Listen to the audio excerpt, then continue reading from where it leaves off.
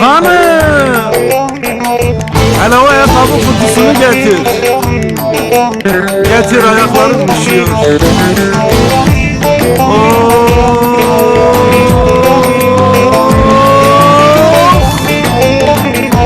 Aynen ha. Nasıl olsa deden yemişti. Dedenin dedesi de yemişti. Şimdi sıra sende. Ye ulan. Ye, utanma. Ye. Kimin kimden haberi var? Ülkeyi çoktan satmışlar. Yalan dolan sözleriyle hepimizi avutmuşlar. Yalan dolan sözleriyle hepimizi avutmuşlar. Ha buradaki bu buradaki adamlar, işbirlikçi yamyamlar. Memleketi sattılar, yine de doymadılar. Ha buradaki bu buradaki adamlar, işbirlikçi yamyamlar. Memleketi soydular, yine de doymadılar. Hayla ha? Başıkla, helal olsun sana. Devletin malı deniz, yemeyen kerize. Seni namuslu seni.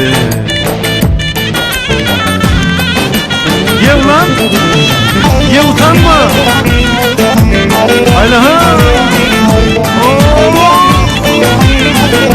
Ye!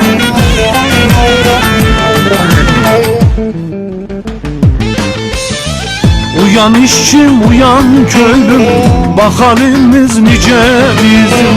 Şu vurguncu talancının yüzüne tu demek lazım.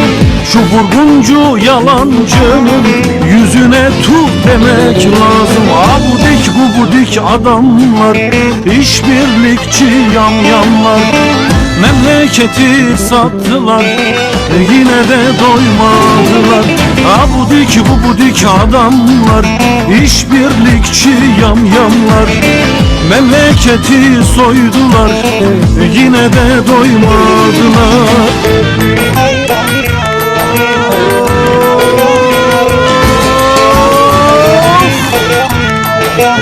Ayla ha? Yılma? Ya nasıl olsa bu memlekette fakir fukara mı var? Dem senin, devran senin. Ye, utanma ye. Ayla ha?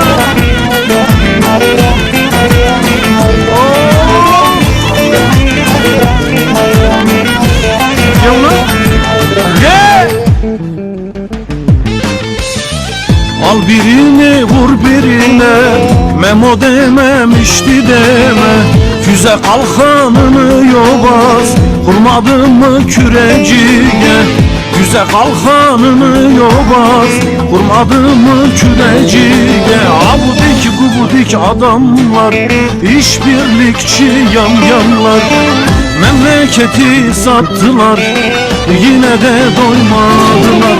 Abudik gubudik adamlar, işbirlikçi yamyamlar. Memleketi soydular, yine de doymadılar. Zehir zıkkı